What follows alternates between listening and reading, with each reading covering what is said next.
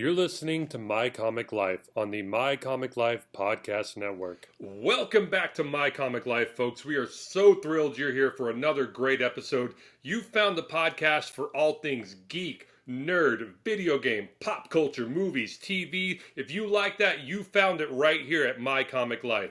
Joining me each week in the My Comic Life studios is the only man I know who can lift Mjolnir with his pinky, Alex. Say hello to the folks there, Alex.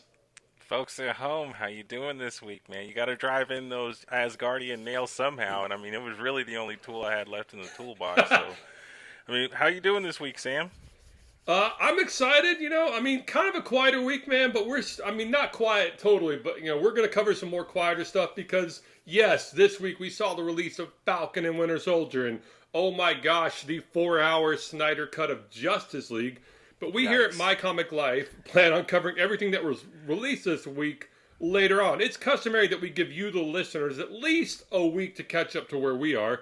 And because of this, we won't be covering or reviewing either one of those, but we look forward to presenting our thoughts, likes, dislikes, and everything in between next week. So, if you really want to do a deep dive on those, tune in next week. But also keep listening here now, because we got some awesome stuff for you. This week we will be covering several smaller stories, and as the run-up to the big releases have left a slump this week, when it comes to big news, one thing we got to get a look at this week was Loki, the TV series, got a new poster. On the heels of the release of Marvel Studios' second foray into the smaller screen, Disney Plus gave eager fans a peek at what's next with the release of the official poster for the upcoming series. In it, Tom Hiddleston, the titular Loki, is standing in front of a clock with 6 hands, and Loki appears to be captured with his hands tied behind his back and some sort of restraint collar around his neck. What do you think of this look, Alex? Is it intriguing? Is it boring? How did you feel when you first saw this? So I know there's a lot of people out there that to them, this is the big one. Like, for me personally, it was Falcon and the Winter Soldier was the big show that I've been looking forward to, but I could understand the people out there that have really been looking forward to this Loki, because everything that we've seen from it has been just more and more intriguing, and it's looking like it's going to be a very well put together show. I know that, Anthony Mackie and Sebastian Stan have kind of this history together, and they have a great tag team kind of acting way that they go about it. But I'm really liking what I'm seeing between Tom Hiddleston and it's Owen Wilson. I think it's Owen. Yeah. So I'm really liking what I'm seeing between them. I know they came out with this little kind of nudge at Falcon and Winter Soldier. This was kind of like a release, to nudge those guys and be like, hey, we're coming behind you. So I thought this was really cool. The poster looks great. I like this look of Loki rather than I was never really a fan of the horn helmet look. I mean, I know it's a classic look, but to me it just looks dumb in real time. But what did you think? What did you think, Sam? How's the poster sitting with you? I'm kind of fascinated by this poster. I think there's probably lots of hidden Easter eggs. I'm intrigued by the collar around his neck because it kind of reminds me of the mutant power suppressing collar, that we often see creep up here and there in the X-Men. So I'm wondering, if they're he this suppresses his Asgardian powers and makes him almost near mortal. And as we've seen in the trailer, he gets sent throughout history to various points. And so I'm wondering if they can turn off the collar or is it one of those where it's we can give you back 50% power, but or is it kind of like a tether where it's if you try to go outside of this area, your head's going to explode. It'll be fascinating to see how the collar plays into how he's going to I guess accomplish all these time jumping missions each week. Do they turn it off? I guess one thing that would be fascinating for me is here we're turning off your collar for 2 hours, so you have 2 hours to go back in time and fix this mission. And then it's going to turn back on, and if you're not back, back within these boundaries within this time frame, your head's going to blow up, a la Suicide Squad. I could be going. That's a really good assumption that you have there. Because I mean, with somebody like Loki, I mean, you'd have to go to an extreme to kind of rein him in, don't you think? Oh yeah, yeah, no, like you can't give Loki an inch. I mean, he's the very definition of give him an inch and he'll take a mile. Oh, The for other thing sure. is That's the catch. thing with Loki is he always feels like he's the smartest person in the room, and he often is. Now, to kind of what you were talking about with Easter eggs and stuff when it comes to this poster, like you had said in the description, the clock has 6 hands, I think it is, and so Yeah. there's also 6 episodes. Do you think that Oh. the position of the hands has anything to do with like maybe the time periods that you're talking about him traveling to, or Man, I don't know. That would be interesting to see. Or like, like if like one hand, like I see like one hand's at like 1:10. So I mean, like, could he be dropping it at like these specific times? Like 1:10 p.m. Or like, is it like related to like a date where it's like like 1:10? January 10th or something? Yeah, yeah, like January 10th blank. Oh, for sure, man. I, That's I mean, we could probably go on forever with the, especially with the kind of the time jumping type of stuff. I did notice that the background of the poster is, I don't know if that's just a random pattern or if that's some kind of like a fractal geometry or Fibonacci sequence or anything like that. It really, you can't even tell with Marvel just how deep they can dive into these. But I do like I like the collar. I like your little theory that his head's gonna explode. Um, and I honestly I like the different the different fonts that they used in spelling out his name. It kind of I guess that also kind of clues us in on what time periods and stuff they're going to be jumping to. yeah, yeah. I'm looking at these fonts here, and like I said, I can't even begin to like like break down like what all these mean and everything. But I mean, Yeah, every letter is spelled out in like a different style, like font or format. And like the I in Loki is like a jade green, and like the K looks like a hard stone cement, and the O is kind of like a faded green. I definitely think like there's a big Easter eggs there, but I mean, I can't begin to like tell you, like what all that means. Like you'd have to be more of a hardcore fanboy than me if that's possible. Um, which yeah, so to do you to think figure that out. so do you man, again, I have to ask you, do you think there's going to be some kind of underlying like storylines with all of these? Because I know that Loki was originally supposed to come out on a different day. It was supposed to come out basically like 2 weeks after Falcon and the Winter Soldier gets done, but they pushed it to June 11th, I want to say. So, I mean, it's I just think to me it's got to be Skrulls, man. I'm still calling it the Skrulls. It's got to be the Skrulls. I know they have that some Disney Plus show having to do with the Skrull War or something coming out in the works or something, but I just Yeah, yeah. to me, I mean, It, Marvel Studios has been around for like 10 years, and there has never not been an underlying kind of story, and I'm just dying to know what it is.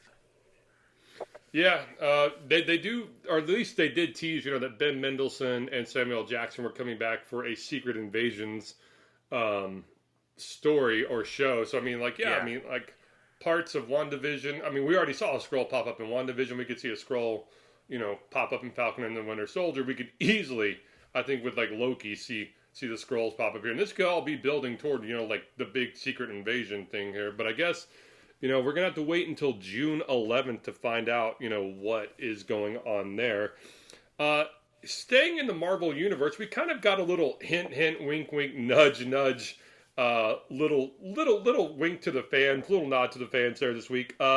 Microsoft Xbox teamed up with Marvel Studios in a new commercial with Falcon star Anthony Mackie as Sam Wilson is at a brick and mortar video game retailer where he and an employee discuss the best parts of the Xbox console coming out and Xbox Game Pass. If viewers pay close enough attention and notice at the end of the commercial, the employee suggests that he and the Falcon game together and offers his gamer tag as Noob Master 69. Now, fans of the Marvel Cinematic Universe may remember that Noob Master 69 was the thorn in the side of Korg's video game enjoyment in one of the funnier scenes in Avenger Endgame. While Rocket and Hulk attempt to convince Thor to join their cause, Korg and Meek are playing Fortnite in the background, and Korg turns to Thor and asks him for help in dealing with the frustrating Noob Master 69, sending Thor into a fit of gamer rage. Stan Lee had always said that the Marvel Universe was the world outside your door, and it's incredible to witness these little elbow-nudging comments, even in a commercial. Do you think the two new masters are the same, or is it just a happy coincidence, Alex? So I do think that they're the same. Like everything is done on purpose, especially with Marvel. I do think that they're the same new master, but I ask a different question to you, Sam. So it's the same actor that was in Winter Soldier, The, yeah, he right? was. Yeah, He he was was at the the Apple Mac. store, the Apple type Yeah, store or whatever. yeah, he was. So, He was the Mac guy. so they even went to as far as to get the same guy and try and I don't know. It just all ties together, and it's so cool that this is basically the way that Stanley wanted it. He wanted it to be kind of just like almost like your own neighborhood, like where you could have these own little stories going and interconnecting and everything like that. So it was really cool to see something like this happen. I've never really seen like Marvel team up with like an advertiser like this to this level, like outside of a movie or anything like that. I've never really seen like a big star like Robert Downey Jr. or Chris Evans or anything like actually like hucking degree deodorant or Yeah. Budweiser or anything like that. So this is going to be really interesting to see. But what did you? Well, I mean, I mean, did it strike any kind of nerves with you, or were you just are you all for it? I thought it was funny. I thought it was a cute little wink to the fans there. I liked it. I do think the new masters are the same, although I do believe, and feel free to comment on our comment section below if I'm wrong. But I believe like Thor threatens to like come over like to his house, and like beat him up and everything, and he's like, uh, which kind of made me believe in like Endgame, that like new master was some like little kid like living at home like with his parents, but. It's true though. You don't know who you're really gaming across from all the time. So I would love it if it was that guy. I'm fine with little nods like this, but like I do not like in like upcoming like Falcon and Winter Soldier episodes. Like I don't want to see him pausing to like crack open enter name brand beer here and like holding it at the screen and smiling real big. No man, Uh, fuck that. Like if you get to that point, check me out of the Marvel universe, man, and I'll just start hanging out in like the DC verse, which I don't fully want to spend all my time in the DC verse. But man, yeah, no. If you want to do like fun little commercials like this, sure, like that I'm okay with. But I mean, to like incorporate it like like full blown like into your episodes, like hell, if you want to throw Xbox like the background chase scene of like Falcon and Winter Soldier or any of your other upcoming stuff, I'm fine with that too. But like I said, don't pause like an episode and give me like a wink wink nod nod thing. Like no, like save that for commercials, save that for like I said, outside of like the show stuff like that. I'm okay with really. How do you feel about it's this? Like, do you feel like this? Go ahead. I feel like you have something to like this say this here. is really funny. This is the visual that you're painting. That it's like Winter Soldier just gets done just beating the hell out of like Baron Zemo, and then he just throws a coke to Anthony Mackie, and he's like, "Oh yeah, that's good stuff." Like I just don't. Oh, that's so funny to think of. I'm kind of like you, but it's just a little bit more extreme. I don't want to see any of that in my like I guess like you said in the background that'd be fine, but I don't want any kind of focus to be taken off of the story, man. Like these are the things that I grew up with.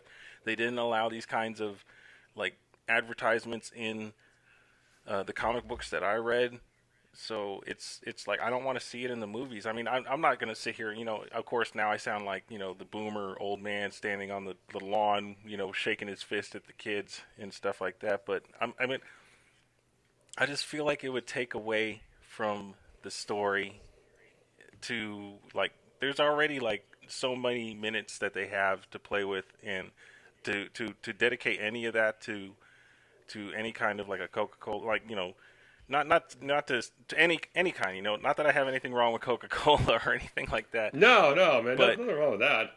they're just the example. But to dedicate any of that to any kind of outside company is it's just cheese to me. It's going to take me out of the moment, and that's like not that's not what I think they're trying to accomplish here. So I don't think there should be uh, any kind of dedicated shots or anything like that to any advertisements. I would just appreciate just being told a story and just have whatever in the background. If they need to have like in what was it, Captain Marvel, when they had the blockbuster to kind of let you know that, hey, this is the 90s, like, so we're gonna put a blockbuster in here because it's the 90s. So to do that yeah, that works, but other than that, I just really don't appreciate it. That's just personal. No, I mean, you couldn't have put it better. It's like, hey there, we just got done kicking the shit out of Hydra. It's time for a Zima. Zima, the It's number Miller one time. non-alcoholic beer. Yeah, Miller time. The number one beer for the Avengers, Miller. You know? No, I can't do it, man. I can't do it. If they did do it, I'd No. probably laugh my ass off. But just because I'd be like, oh wow, Sam called it. But no, I wouldn't appreciate that at all. Mentos, the ass-kicking fresh maker. No way, no way do Exactly, I dude. want any of that. No, no. Like I said, yeah, I mean, like subtle, like background hints, or kind of even more direct. Like I said, 100% agree with you here. Crashing through Blockbuster, or like, hey, like I'm running around the corner. And like like I got to use like a payphone, and like the background, like I see like a flyer for like something, like taped up on like a telephone pole, like that. To that level, like I'm okay with that. Or like, hey, we're sitting at a bar, and just bartender throws us a beer, as long as it's not like directly like in frame, like obvious in frame, doesn't Uh, bother me so much, But these little subtle commercials, sure. If you want to keep going down that road, Marvel, that's fine by me. Do you have any last thoughts on this, Alex? I still, like I said, I would just say I would rather not. And I feel like here to put it this way, in WandaVision, I felt like those commercials were deliberately making fun of that, advertising in your production. So I feel like it would just be kind of anti what the message that they were trying to send in WandaVision. That's just and I'll leave it at Yeah, that. yeah. All right, jumping over to the FX television network. This isn't something that we normally cover here, but we are huge Timothy Olyphant fans here on this. If you don't know, go back and listen to us covering Mandalorian. We Oh, friend of sing the this show. man's friend of the show, Timothy Olyphant. Come on sometime, man. We'd love to have you on here. Alex and I are both huge Timothy Olyphant fans. So we're gonna throw like a little love to our good friend of the show, Timothy Olyphant here. A drama based on Elmore Leonard's novel City Primeval: High Noon in Detroit is reportedly in early development at FX from the same team that brought you Leonard's previous novel Fire in the Hole, renamed Justified for the TV screen. Now, Justified starred Timothy BDE Oliphant, as we call him around the office here, as U.S. Marshal Raylan Givens. And while City Primeval does not feature Givens, the powers that be like the idea of incorporating him into the show, with Oliphant reprising the role. Oliphant is already currently working with FX, starring in the latest season of Fargo, but we hear that he is in talks to join the Primeval project. Now, the original novel takes place in Detroit and tells the story of a seriously crazed Oklahoma wildman, Clement Manzel, who knows how easy it is to get away with murder. But now the killer's senseless execution of a crooked Motown judge has inflamed the ire of homicide detective Raymond Cruz, a good cop who believes in old-fashioned justice. Fans are all over the comments and seem to be clamoring for Oliphant's return as Raylan Givens. Do you feel the same, or like, do you feel that he should step into like a new character?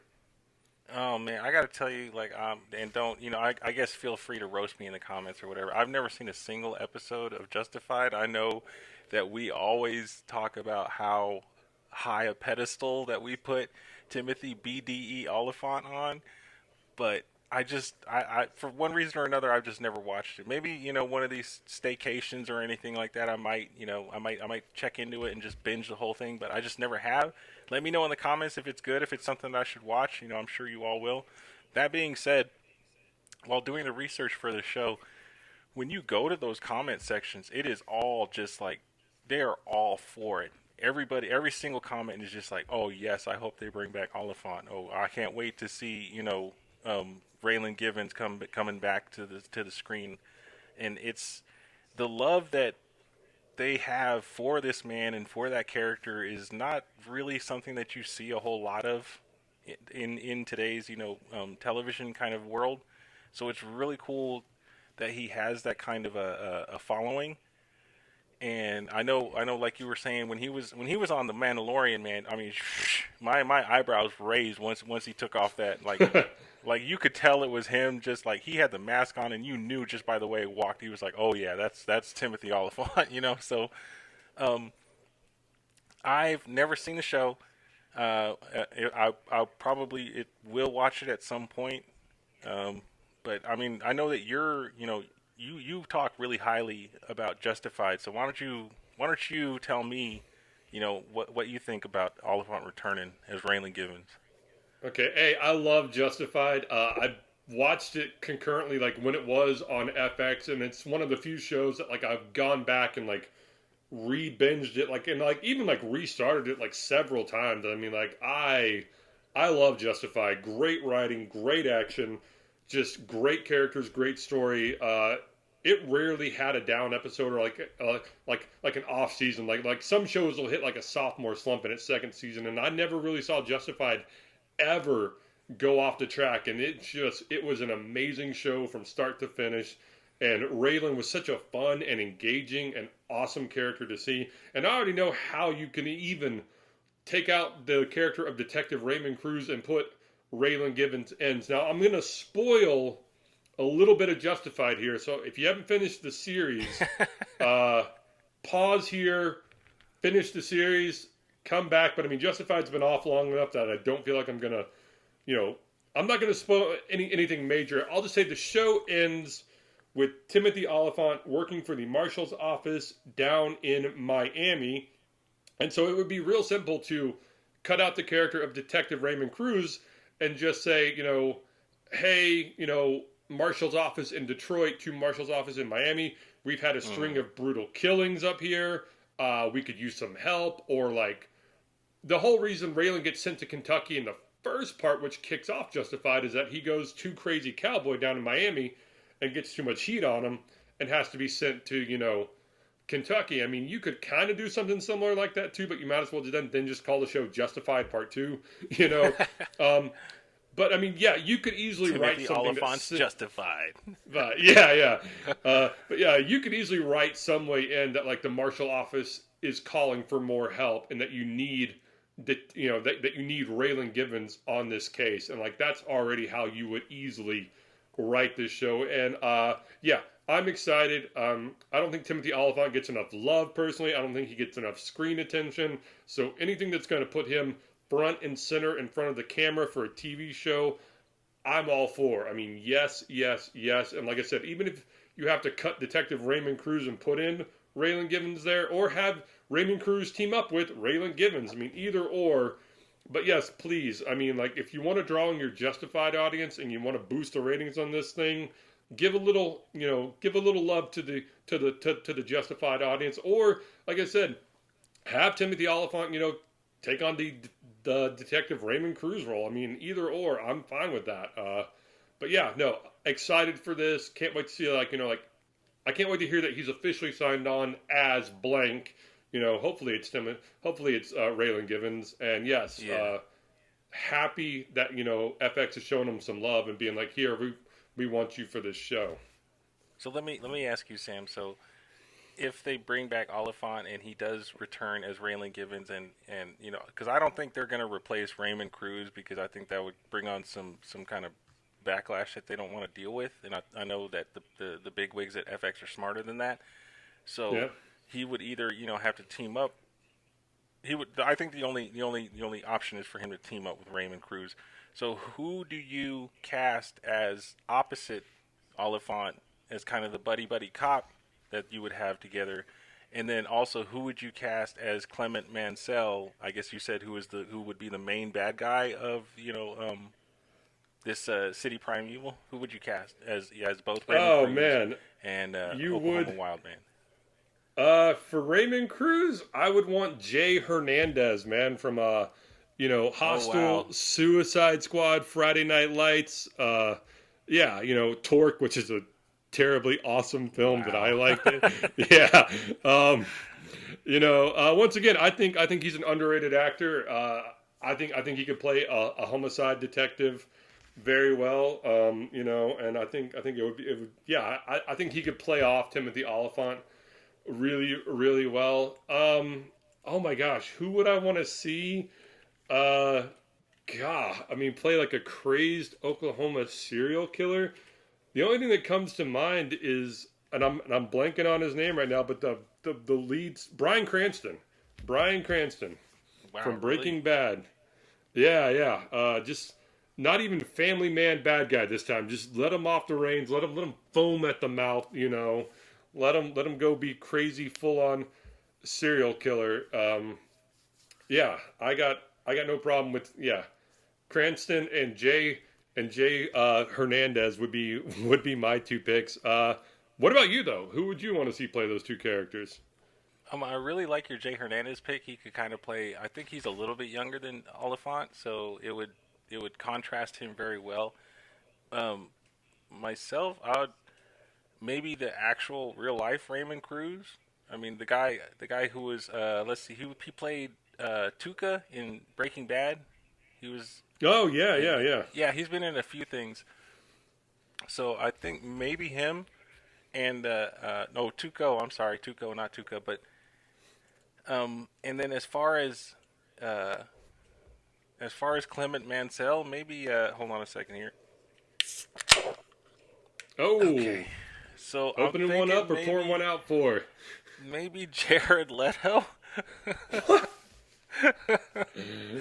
because he because so he needs so I'm and I know we promised not to talk about any of this, but what I have seen of the Justice League, he kind of makes up for the Suicide Squad, and he does play crazy pretty well as we've seen in Suicide Squad. And he is, I mean, don't let this one role fool you. Jared Leto is an amazing actor, and so I feel like he could do Clement Mansell. He could play a crazed Oklahoma wild man. I don't know much about the show Justified or Elmore Leonard's novels, but these are just pie in the sky.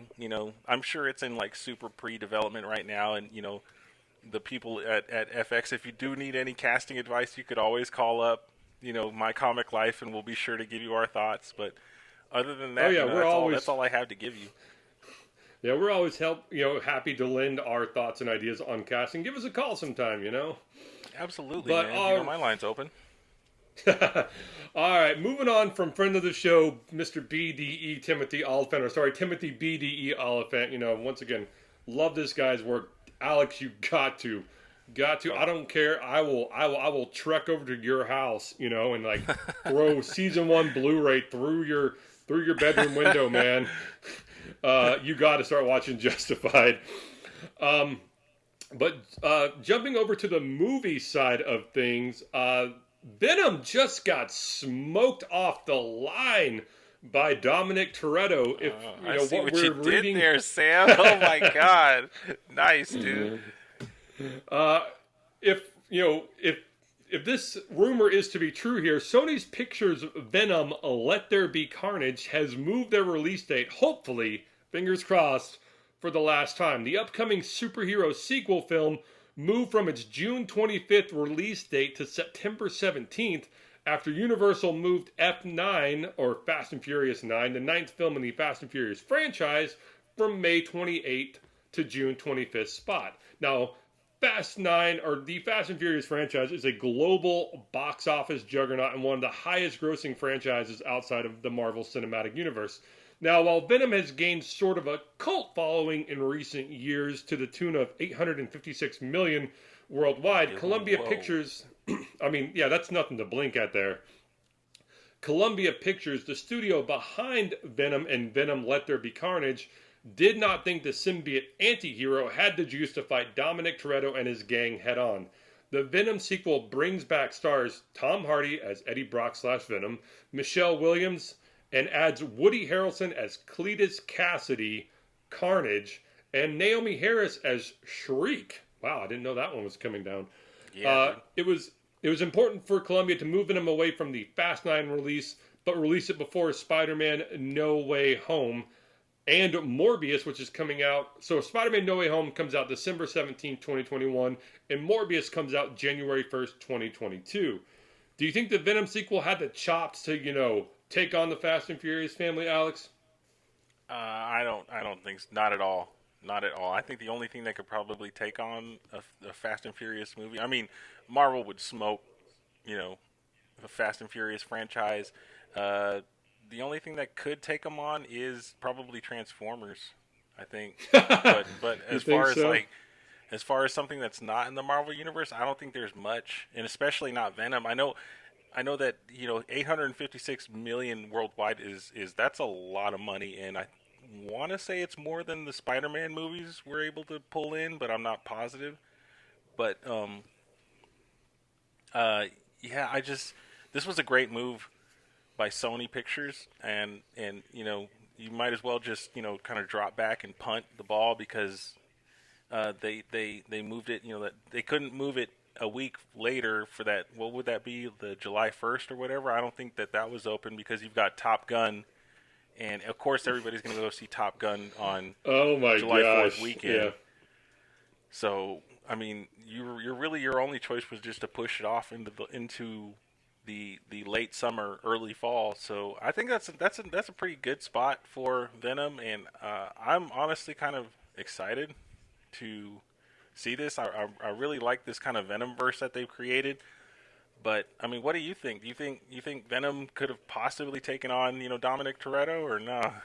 No, I mean, like I'm looking at like the Fast and Furious like total like franchise here on like IMDb, and man, that's like that is a billion with a billion-dollar franchise right there. And while $856 million is nothing to cough at, I do think once again, like I said in the beginning, I'm pretty sure Fast 9 would have smoked Venom, and also. September 17th seems like a good release date. That's kind of like winding down, like the very last iterations of like summer films are coming out there before you kind of get into like the more serious, Oscar contending season, kind of starting around mid October, November, December time.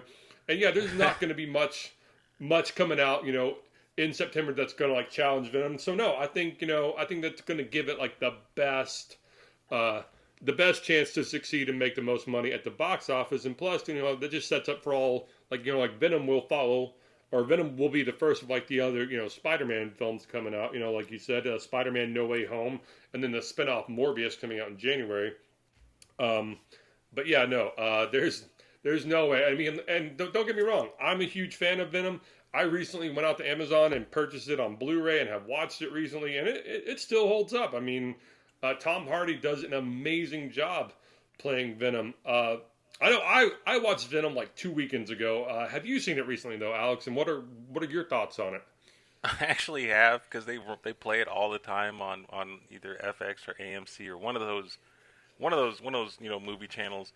They play it all the time. I did revisit it. It does hold up surprisingly, and I generally I did not. So I went to go watch it as kind of a joke, man. Like I mean, I was dragged to go see that movie because the reviews were just destroying it, and I went in with the lowest expectation. I know this is way far back in our in the My Comic Life days when we used to just talk about this on the Facebook page, but I went in with the lowest of expectations, and I came out with like oh, that movie was not that bad. It was actually kind of okay.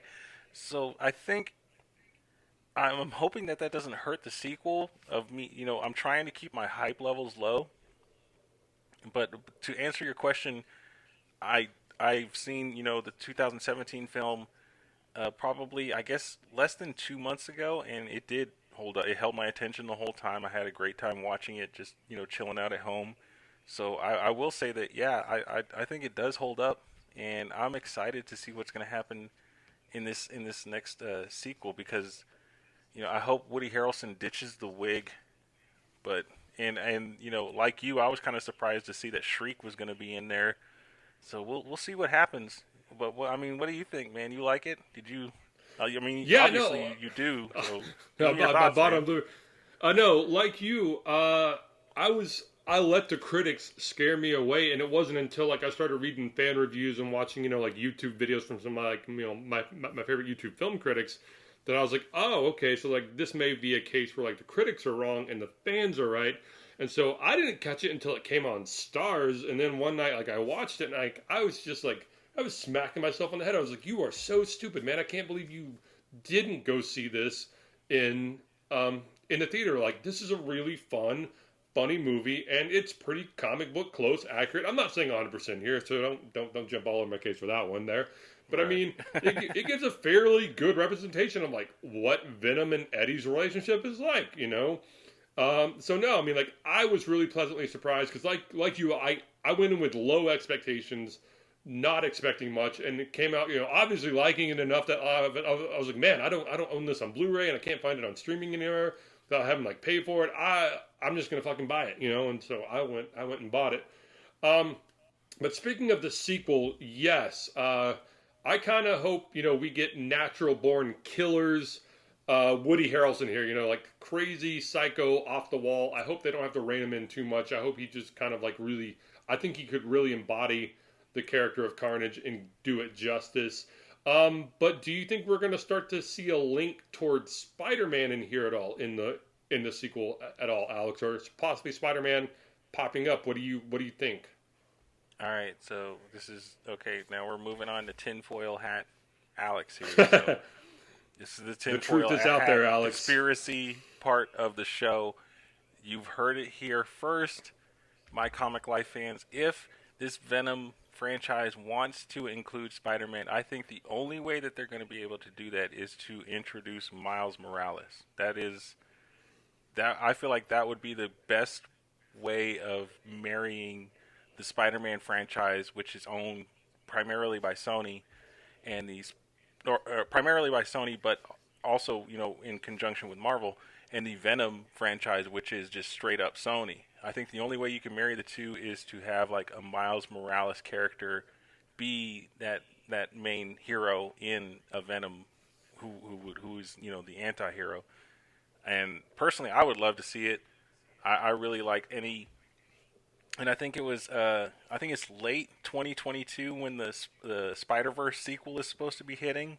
So I mean, I'm kind of speechless on this because Spider Man is my favorite character. I didn't, Venom is he was a great anti Spider Man, and it's awesome to see all this stuff come out. Tom Hardy wouldn't have been my first pick, but he is sure the hell of a lot better than Topher Grace was in the role. Oh my So gosh, yes. but do you think we're going to get any kind of Spider-Man appearance at all, or do you think they're just going to wait? Because I know Tom Hardy. He's after the first movie, he signed on for two sequels. So I mean, they have some wiggle room. So what do you think they're going to do? Um, I think you put it best there. I would love to see this like an introduction to Miles Morales, and maybe you move him out of New York City and to San Francisco, and maybe there's like another, like Oscorp lab out there, and that's and you don't crazily alter his origin story so much, but just like swap the New York setting for San Francisco, and that's how he winds up in like the same city as Venom. So Mm-hmm. yes, would love to see the introduction of Miles just because I think his costume looks badass. So it'd be fun to see it non-animated, like real life brought to screen. That could be fun.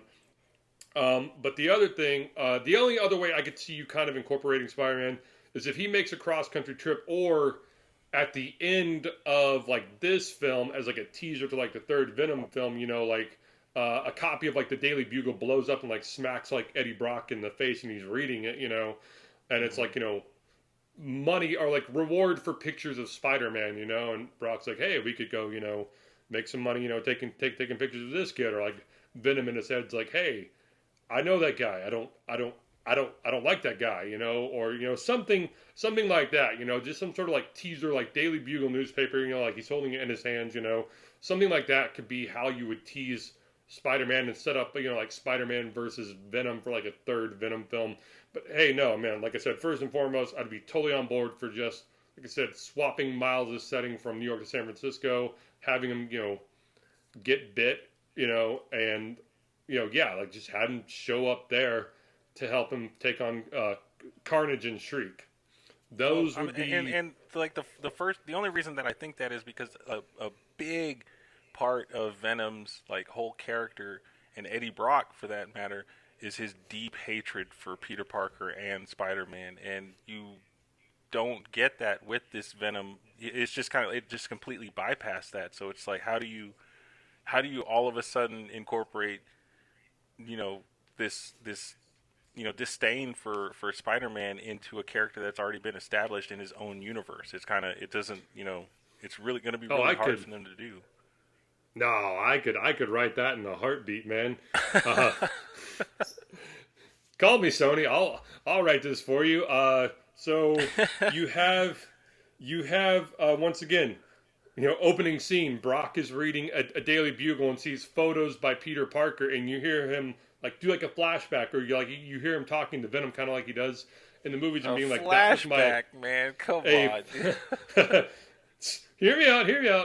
You hear me say like, hey, like this was like my biggest rival in high school, like this kid like beat me out of everything, and like I beat him up and stuffed him in his locker. So you could like kind of alter their origin to start there, or you could be like, he's the reason I had to move all the way out here to San Francisco and like restart my whole journalism career over again, is because he ruined my name, like falsely ruined my name in New York City by claiming I was taking false pictures of Spider-Man or something like that, Bammo, wrote it in right there. Just past animosity that, just doesn't get brought up or doesn't get reminded until he sees the name Peter Parker somewhere. Done. Oh no, dude. Oh no, I don't see it happening like that. But hey, Sony, you could always call us here at, make sure you hit us on the email. I think Sam has the information for all of that, and I'm sure he's going to run us through it. Sam, why don't you go ahead and take us out? All right, folks, this wraps up this show. As always, we appreciate you listening. Spread the word, get your best friends, get your neighbors, flag down the local person at the coffee shop, whoever, and tell them, hey, are you listening to My Comic Life? If not, you should. You can reach out to us at realmycomiclife@gmail.com. Email us your thoughts on the show, what you like, what you don't like, what you would like to see us talk more about. We are totally open to suggestions. Continue to comment and message us at the My Comic Life Facebook page.